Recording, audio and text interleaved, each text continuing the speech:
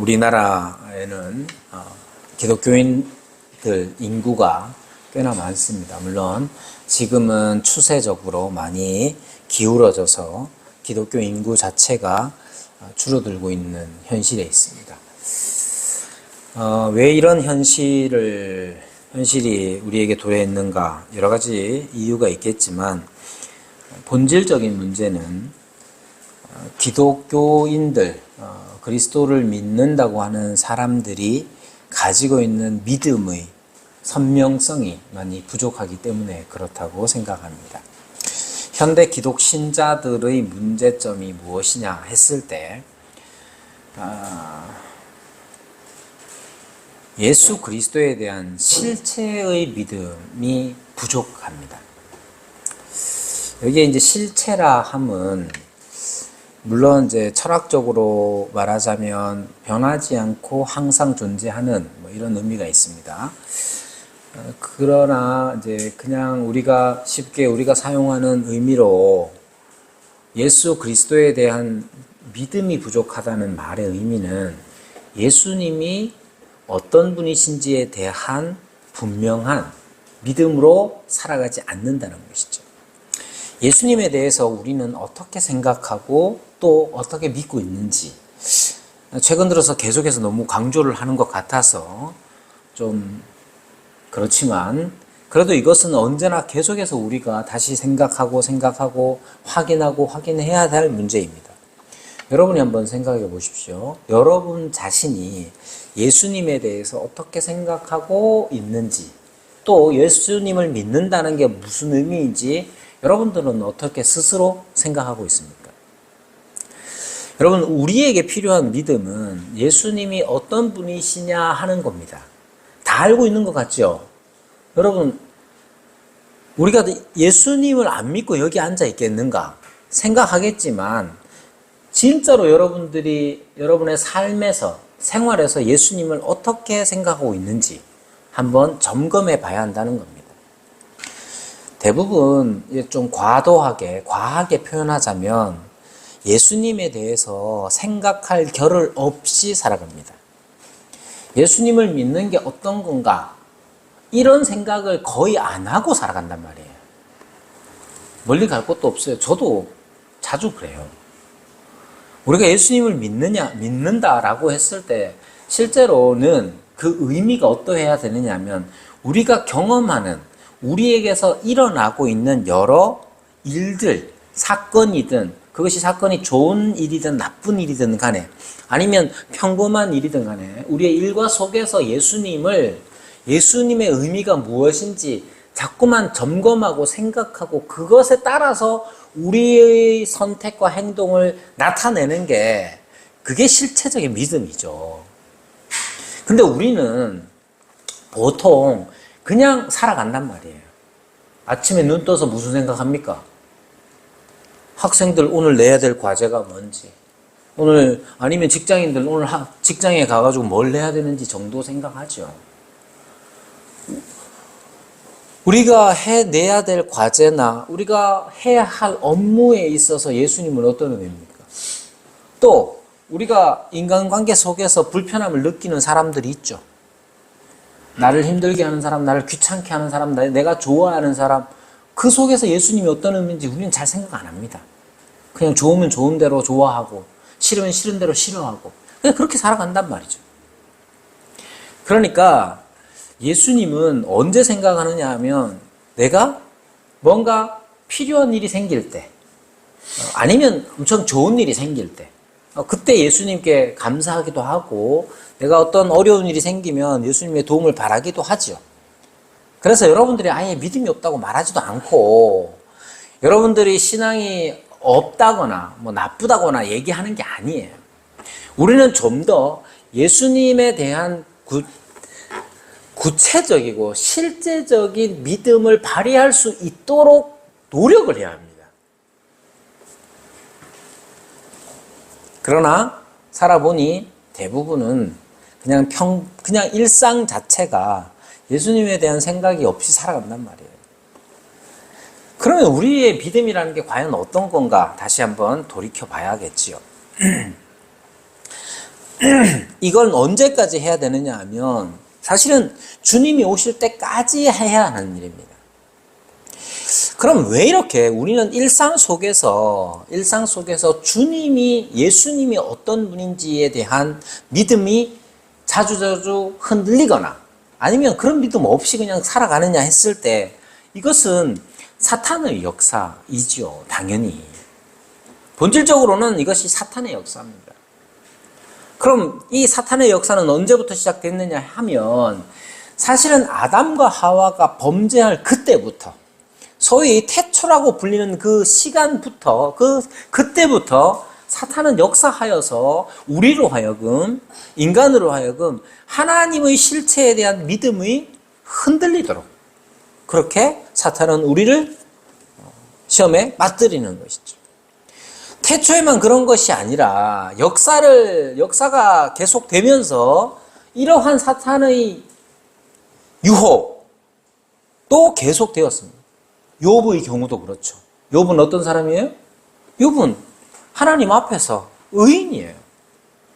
그러나 그러한 욥조차도 사탄은 어렵게 만들죠. 그래서 사탄이 그 모든 어려움을 주면서 하고자 했던 일이 뭡니까? 하나님을 부정하는 것. 하나님이 어떤 분이신지, 하나님에 대한 믿음을 버리는 것. 그것이죠. 이스라엘의 역사도 마찬가지입니다. 이스라엘의 역사도 마찬가지로 계속해서 하나님이 어떤 분이신지에 대한 실제적인 믿음을 흔들어 놓는 게 그것이 바로 이스라엘의 역사였고 사탄이 그렇게 일하는 것이죠. 교회가 이 땅에 존재하는 날까지, 주님이 오시는 그날까지 사탄은 우리의 믿음을 흔들어 놓을 겁니다. 여러분, 그래서 우리가 일상을 살아가면서 예수님에 대한 실제적인 믿음을 발휘하지 못한 채로 그냥 본능에 충실하게, 기분 나쁘면 기분 나쁜 대로, 기분 좋으면 기분 좋은 대로, 남편이 나를 힘들게 하면 어떻게 갚아줄까 반대도 마찬가지고, 이렇게 그냥 본능을 따라서 우리는 살아갑니다. 그러나 그러할 때에 우리 주님은 어떻게 하실까요? 주님께서는 오늘 본문에도 나타나 있는 것처럼, 구약의 역사에서 우리가 확인할 수 있고, 구약의 역사 속에서도 우리가 확인하는 것처럼 우리 주님께서는 우리가 여전히 죄 가운데서 주님에 대한 올바른 믿음을 발휘하지 못하는 그런 일상적인 죄 가운데에 우리 주님은 찾아오시죠. 구약에서 우리 주님은 쉐키나, 영광의 구름으로 임재하셨습니다. 우리에게, 믿음이 부족한 우리에게도 우리 주님은 오셔서 말씀하십니다. 오늘 본문이 바로 그것을 보여주고 있습니다. 1절에 보면 에베소 교회의 사자에게 편지하라. 오른손에 있는 7별을 붙잡고 7 금촛대 사이를 거니시는 이가 이르시되 라고 말합니다. 여기에 7별이 무엇을 의미하느냐에 따라 이것을 이제 해석하는 게 여러 있습니다. 1장 20절에 보면 7별은 7 교회의 사자요라고 말하면서 이 7별 또는 교회의 사자가 무엇이냐 하는 질문이 있기도 합니다만은 구체적으로 크게 2가지만 생각하면 됩니다. 하나는 여러분들이 많이 들어봤을 것 같은 여기에 교회의 사자라는 것은 교회의 지도자, 즉 감독이나 목사나 이런 교회의 하나님의 말씀을 전하는 사람들, 직분자를 일컫는다라고 말하기도 하고요. 1장 20절에 말하는 7별, 교회의 사자를 여기에 이제 헬라어로는 앙겔로이라고 하는데, 이 앙겔로이가 천사 혹은 메신저, 사자를 의미합니다. 메시지를 전하는, 말씀을 전하는 사람을 의미해서 사실은 이 앙겔로이라는 말 자체가 4장 이후로 한 번도 사람에게 사용된 적이 없어요. 그래서 뒤에 나오는 천사로 번역되는 그 말들이 여기에 나오는 사자와 똑같습니다. 그래서 어떤 사람들은 앙겔로이, 여기에 나오는 사자, 뒤에서 번역되는 천사가 천상의 존재로 이렇게 해석하는 사람들도 있습니다. 그 둘을 굳이 이것 아니면 이것이다, 이 둘 중에 하나를 선택할 필요는 없고요. 천사라는 존재 자체가, 즉 1장 20절에 나오는 7별은 7교회의 사자요라고 했을 때에 그것은 천상적 존재로서, 천사로서 이해해도 되고요. 이해해도 되고, 다만 그 천사의 기본적인 역할이 무엇이냐 했을 때 주님의 뜻을 전달하는 기능을 발휘하기 때문에 2장 1절에 나오는 교회의 사자를 주님의 뜻을 전달하는 메신저로서 인간 직분자들로 이해하셔도 됩니다. 자, 그것은 혹시나 다른 데서 여러분이 요한계시록에 대한 책을 읽으시거나 아니면 공부를 하실 때에 마치 2장 1절에 나오는 교회의 사자 7별이 그냥 교회의 지도자다라고만 말하거나 아니면 그것이 천상적 존재, 천사를 말한다고 했을 때에 둘 중에 하나만 선택할 필요는 없다는 말씀을 먼저 드리고 계속하겠습니다. 자, 주님께서는 모든 신자들이, 하나님의 백성들이 사탄의 시험에 때로는 넘어가거나 일상적으로 주님에 대한 온전한 믿음을 발휘하지 못하는 그때에 주님께서는 항상 오셔서 그들을 일깨우십니다. 주님께서 오셔서 믿음이 부족한 자들에게 오셔서 나타나시고 말씀하심으로써 그들의 믿음을 다시 불일 듯 일으켜 주시는 것이죠. 오늘 본문 1절에서 나오는 게 바로 그 내용입니다. 주님께서는 오셔서 말씀하십니다. 여기에 에베소 교회의 사자에게 편지하라 했을 때 이 편지하라 하는 이 단어는 원래 헬라어로는 쓰라라는 말이에요. 쓰라. 이 쓰는 내용 자체는 뭐냐면 1장에서 말하는 것처럼 1장 9절 이하로 계속해서 강조하는 것처럼 주님께서 교회들을 향하여서 하시는 말씀인 것이죠. 그 교회가 어떠하냐 했을 때 오늘 2절부터 나오는 내용들을 보면 교회는 이 땅에서 존재하면서 여러 가지 그냥 있는 게 아니에요.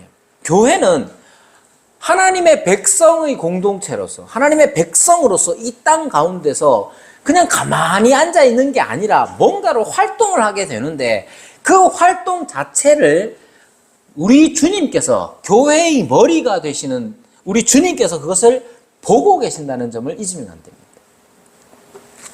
그것에 대하여서 1절에서 말합니다. 7별을 붙잡고 7금촛대 사이를 거니시는 분이다 라고 말합니다. 이 형식이 중요합니다. 7교회에 주님께서는 말씀하시는 분이에요. 말씀하시는 분인데 말씀하실 때에 우리 주님의 형상에 대한 그 묘사가 중요합니다. 그 첫 번째로 우리 주님께서는 7별을 붙잡고, 오른손에 있는 7별을 붙잡고 7금촛대 사이를 거니시는 분으로 묘사되고 있습니다. 이 말을 한마디로 하면 예수님께서는 교회의 주권자가 되십니다. 교회의 주인이 되신단 말이에요.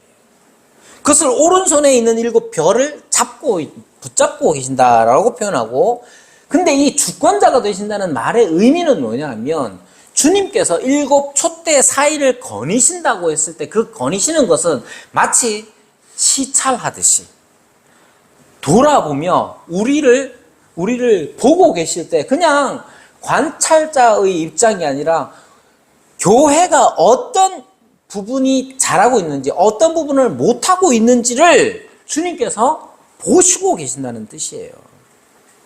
이게 중요합니다. 주님께서 우리 가운데로 오셔서 무엇을 하고 계시느냐? 우리는 늘상 말하지만 우리의 예배라는 것은 우리에게로 오시는 하나님을 맞이하며 우리에게로 오시는 하나님을 맞이하며 그 하나님의 영광 앞에 예배, 절로서 예를 표하는 것, 그것이 우리의 예배란 말이에요. 주님께서 예배를 받으시는 분이다라고 했을 때 그것은 우리 주님께서 오시는 분이시자 우리는 그분의 영광 앞에 엎드려 절하는 존재라는 뜻이죠. 그러면 우리 주님은 우리 가운데로 오셔서 우리가 주님은 진짜 멋진 분이에요. 주님의 은혜가 큽니다. 그 찬송만 받으시느냐 했을 때 그게 아니고 거니신다는 건 오셔서 우리 가운데 우리 사이사이로 다니시며 우리가 어떤 일을 하는지 우리가 무엇을 잘하는지 우리가 무엇을 못하는지 보신다는 거예요. 이것은 우리에게 있어서 두려운 말씀입니까? 아니면 감사한 말씀입니까? 둘 다일 수 있습니다. 여러분, 어떤 사람들은요, 교회 안에서, 이건 넓게 보면 교회와 교회 사이에서 일어나는 일일 수도 있지만, 한 교회 안에서도 마찬가지예요. 우리 주님은 우리 사이를 거니시는 분입니다. 여러분, 그렇게 믿습니까? 여러분, 우리 교회가, 그의 나라 교회가 여기 한 자리에 모여서 주님을 예배할 때에 우리 주님은 우리의 가운데로 거니시는 분이에요. 거니시면서 우리의 잘 못하고 있는 모습, 거니신다고, 지금 거니신다고 생각해 보세요. 거니시면서 뭘 하느냐? 우리 수아가 졸고 있는 거, 창건이가 딴짓하는 거, 다 보신단 말이에요. 알고 계신단 말이에요. 그것만 있는 게 아니겠죠? 잠이 오지만 허벅지를 찔러가면서 깨려고 하는 그 애씀부터 시작해서 모든 걸 다 알고 계시는 거예요. 여러분, 우리가 주님을 믿는다라고 했을 때에 그 믿음의 실제적인 내용 중에 하나가 바로 이런 거예요. 주님은 금초대, 7 금초대 사이를 거니시는 분이에요. 그냥 산보하는 게 아니란 말이에요. 다니시면서, 우리 사이로 다니시면서 우리가 가지고 있는 잘못된 신앙, 잘못된 선택들, 잘못된 행동들, 잘못된 말들 아시는 분이에요. 그것만이 아니에요. 우리는 비록 서툴고 부족하지만 우리 교인들 가운데 있는 우리 교인들 사이에서 우리가 갖고 있는 마음의 선함, 다른 이를 향한 애정과 존중의 마음들도 아시는 거예요. 우리 주님은 우리를 심판하기 위해서만 살펴보시는 분이 아니란 말이에요. 여러분, 여기 있는 우리 모두는 다 장점과 단점을 가지고 있습니다. 근데 장점도 서툴게 표현되면 다른 사람에게 단점처럼 보일 수도 있고요. 우리는 여러 가지로 그 긴장 속에서 우리는 교회 안에서도 아무런 일도, 아무런 자기의 특징도 드러내지 않으려고 했습니다. 여러분, 저의 장점은 뭐고, 저의 단점은 뭐겠어요? 여러분들 잘 아시리라 믿습니다. 제가 장점이 있다고 해서 그 장점이 잘 드러나느냐? 그렇지 않아요. 저의 장점이 나의 이 서툼 때문에 장점을 장점으로 받아들이지 못하는 이들도 있고, 나의 단점을 내가 커버하기 위해서 누르고 있으면 그게 다른 사람에겐 장점처럼 보이기도 합니다. 그래서 우리는 종종 우리 스스로에게 속을 때도 있어요. 아니면 우리가 가지고 있는 좋은 것들을 잘 드러내지 못할 때도 있어요. 그 모든 걸 우리 주님은 아십니다. 우리 주님 거니시는 7 금초대 사이를 거니시는 그분이 오셔서 하시는 말씀이 뭔지 보십시오. 내가 네 행위와 수고와 네 인내를 안다. 또 악한 자들을 용납하지 아니한 것과 자칭 사도라 하되 아닌 자들을 시험하여 그의 거짓된 것을 네가 드러낸 것과 네가 참고 이 내 이름을 위하여 견디고 게으르지 아니한 것을 아노라. 여러분, 여기에 구체적인 내용에 대해서는 뒤에 니골라당의 한 예를 들어서 말씀을 드리겠지만, 여기에 나오는 모든 것들은 어쩌면 잘 드러나지 않을 수도 있습니다. 여러분, 누군가가 인내하고 있다는 점을 잘 알 수 있겠는가? 그럼 진짜로 인내하는 사람들은 잘 모릅니다. 자, 아내는 저에 비해서 인내를 잘하는 편이에요. 아내가 인내하고 있으면 내가 아내가 인내하고 있구나 알 수 있을까요? 잘 모릅니다. 자, 참고 있네. 목사님이 참고 있네. 그거를 목사님이 인내하고 있네. 이거를 벌써 유복희 집사님이 안다. 그럼 내가 참고 있는 게 아니에요, 사실은. 벌써 드러난 거예요. 내 감정이 어떻게든 드러나는 것이죠. 그래서 여기에 말하는 수고, 인내, 이런 것들은 견디고 이런 것들은 있잖아요. 사실은 잘 드러나지 않는 일이에요. 이 모든 것을 주님은 알고 계셔요. 여러분이 인내할 때에 진짜로 인내한다면 자기만 손해보고 있다고 생각하고 나만 이렇게 고생한다고 생각할 때가 많습니다. 그러나 그것조차도 우리 주님은 알고 계셔요. 주님이 알고 계신다는 것이 왜 중요합니까? 사실 인내 또는 견디는 거 이런 모든 것들은 그만한 가치가 있기 때문에 그렇게 하는 거예요. 근데 이걸 계속하지 못하는 까닭은 뭐냐 하면 온갖 이유들이 다 있습니다. 내가 이렇게 참아가지고 저 인간이 지금 잘 되겠나부터 시작해서 온갖 이유들이 다 있어요. 그러나 여러분, 우리가 인내해야 되고 참을 만한 일이라면, 그것이 가치 있는 일이라면 사실 꼭 필요한 것 중에 하나가 뭐냐면 너의 참음이, 너의 인내가, 너의 게으르지 아니함이 참으로 복되다, 인정받는 일이 필요합니다. 그걸 누가 해주십니까? 주님이 해주십니다.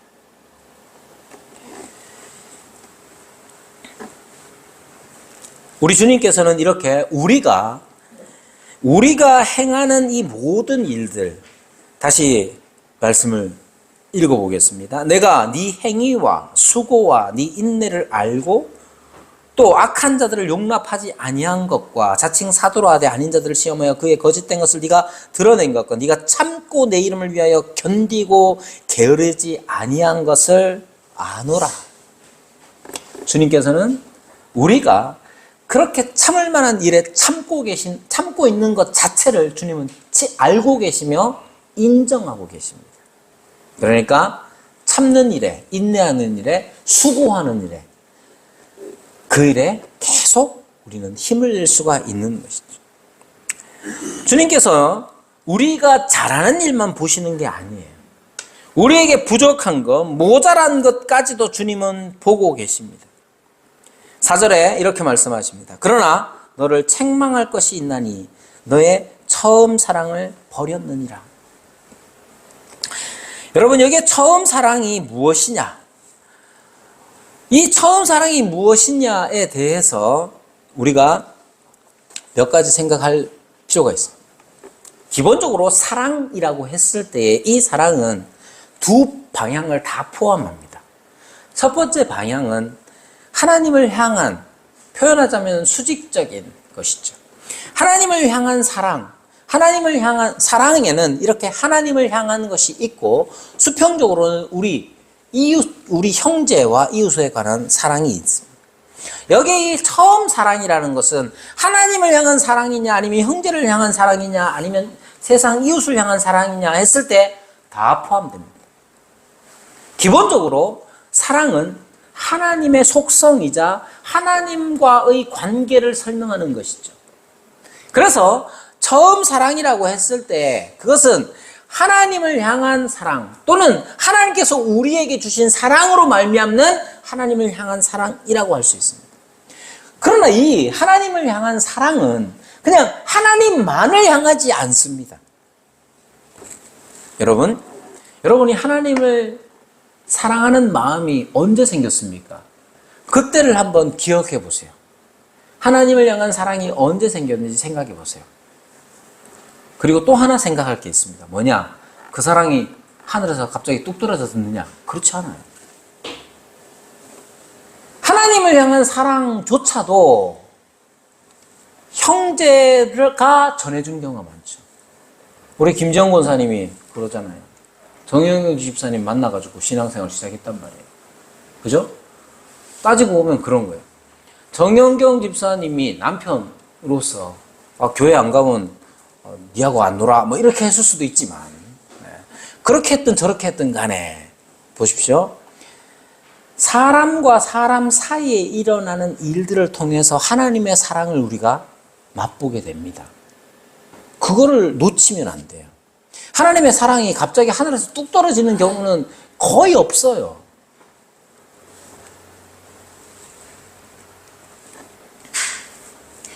저의 경우도 마찬가지예요. 제가 가끔 말씀을 드리지만 제가 소위 말하는 은혜 체험을 한 건 18살 때예요.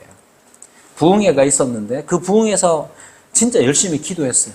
그랬더니 그 조건은 아니지만 그때 느꼈던 경험들이 뭐냐면 소위 말하는 은혜 체험이 뭐냐면 하나님께서 나를 감싸 안으셔서 내 온몸이 따뜻해지는 경험들을 했단 말이에요.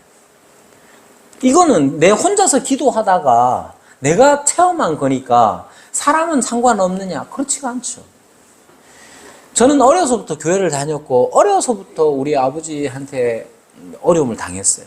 그러다 보니까 교회 예배당 장의자가 침대가 될 때가 엄청 많았어요. 아버지가 새벽에 쫓아내면 어디 갈 데가 없잖아요. 아버지가 술을 드시고 술이 만취돼서 오시면 그냥 우리는 도망가기가 바빴는데 이 옆집에 가가지고 신세 지는 것도 한두 번이지.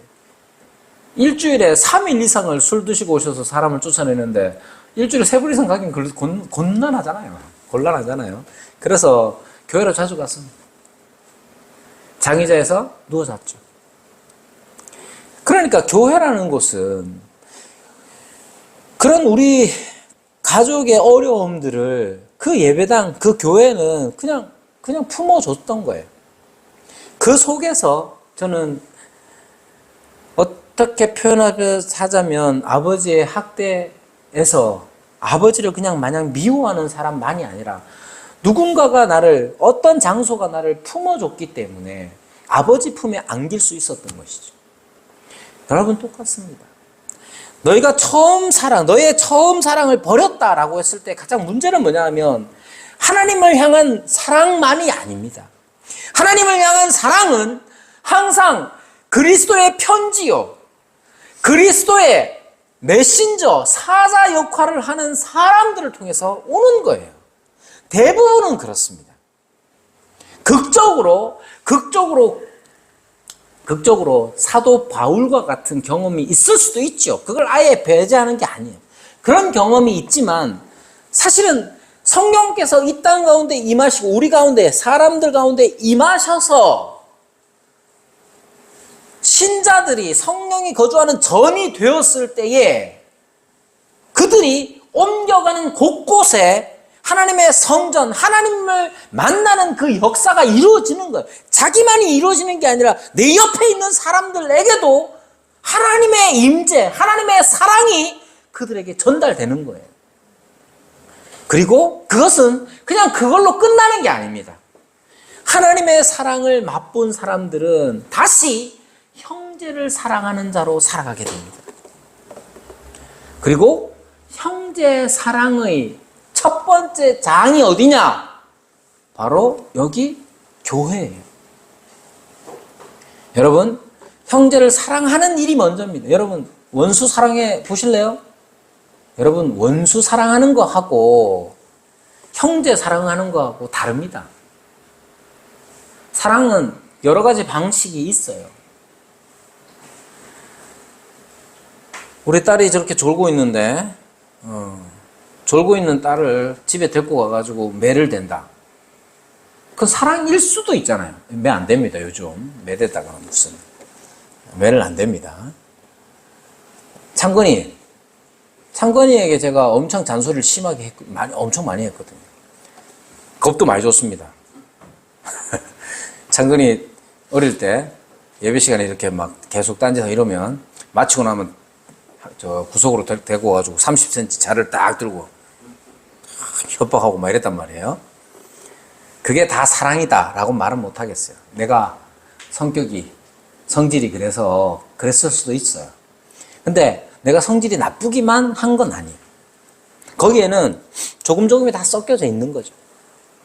여러분, 매를 드는 것도 사랑의 한 방법이듯이 사랑에는 여러 가지 방식이 있을 수 있습니다.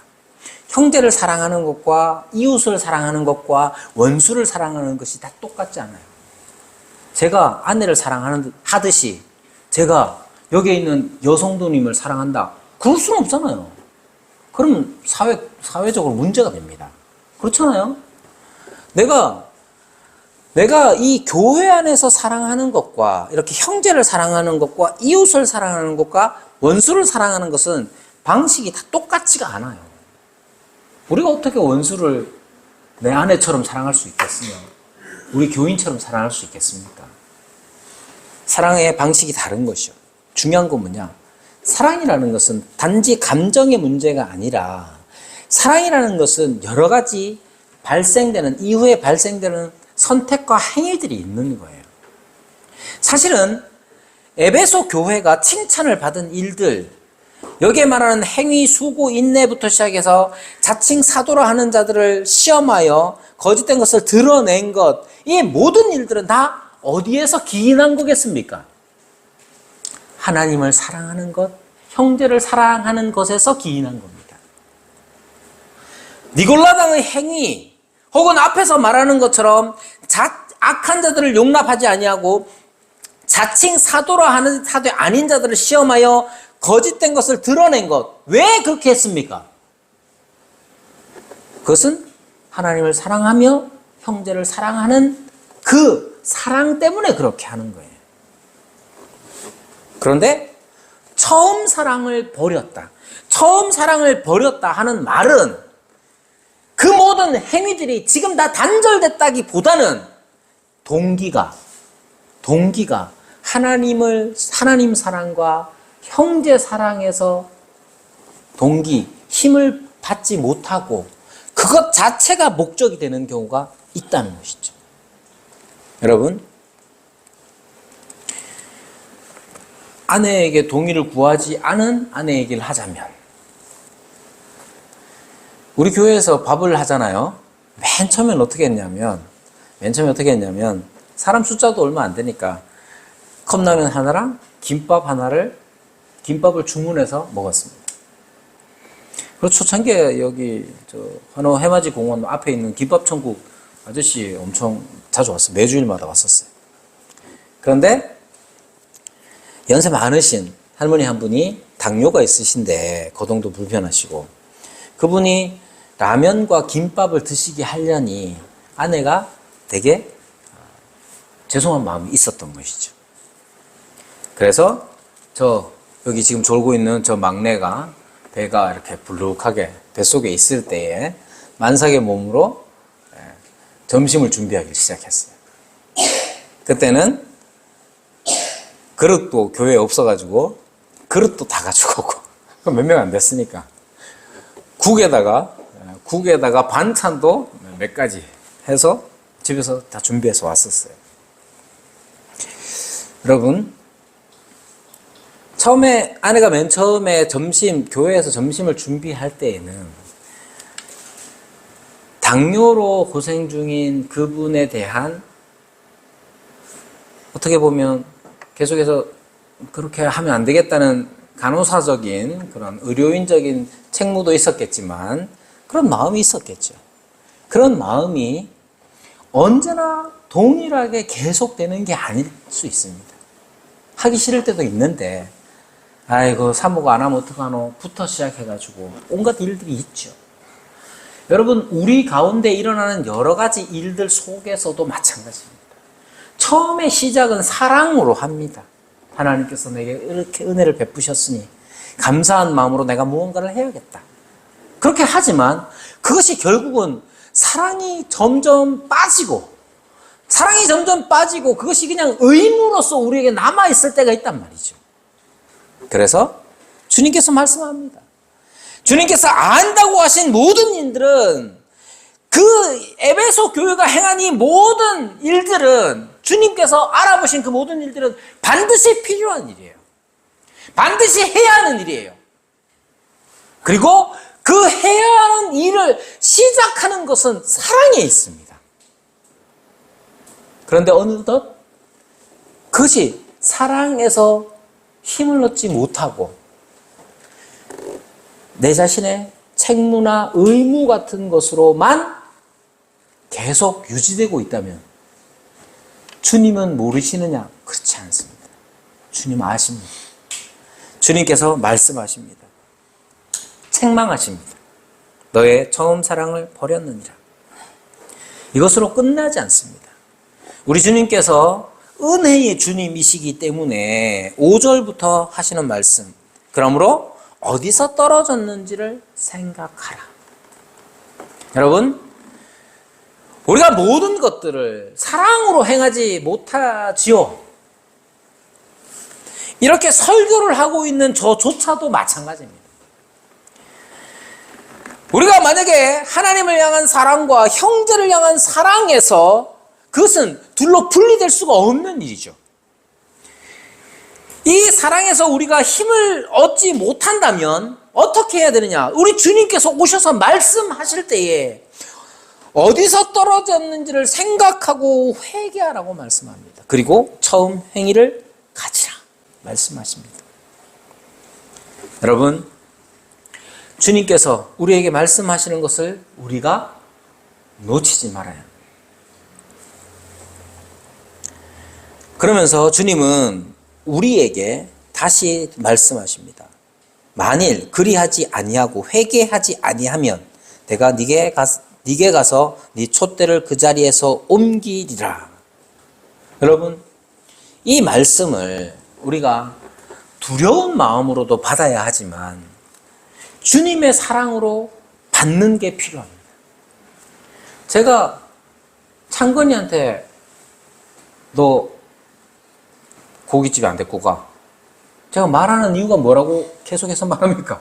데리고 가고 싶다고 말하는 거예요. 벌써 몇 주째. 그래서 오늘도 이창건, 오늘도 찬송 소리 크게 안 나면 알지? 이렇게 말하는 이유가 창건이 원래 대상자가 아니거든요. 중고등부가 아니라 가지고. 그럼에도 불구하고 데리고 가겠다고 애를 쓰는 거예요. 여기에서 야, 참 목사님 참 아니 꼽다 이러고 있는 게 올바른 태도가 아니잖아요. 주님께서 그리하지 아니하고 회개하지 아니하면 내가 네게 가서 네 촛대를 그 자리에서 옮기리라. 이 촛대를 옮긴다는 말의 의미가 무엇인지 있지만 그냥 기본적으로 이것은 주님의 책망이고 심판하심에 대한 경고의 말씀이죠. 그러나 이 경고의 말씀을 기분 나쁘게 듣는 게 아니라 주님의 애정하시는 애정의 말씀으로 듣는 게 필요한 일이죠. 여러분, 사랑을 힘입어서 회개도 하는 겁니다. 그리고 우리 주님께서는 언제나 우리에게 사랑으로 말씀하십니다. 여러분, 에베소 교회가 7교회 중에 제일 첫 번째로 등장을 합니다. 에베소 교회를 첫 번째로 시작하는 이유가 무엇이냐? 아마도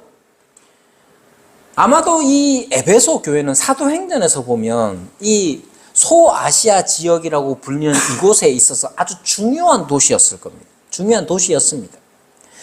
이 지역은 이 지중해 연안에, 이 에베소는 지중해 연안에 있어서 이쪽 서쪽으로, 그러니까 그리스나 아니면 로마에서 올 때에 이 소아시아 지역으로 들어가는 가장 좋은 항구에 위치해 있었고 가장 큰 도시 중에 하나였고 로마 시대에는 인구가 많고 상업이 아주 번성했던 곳입니다. 그래서 부유한 지역이었죠.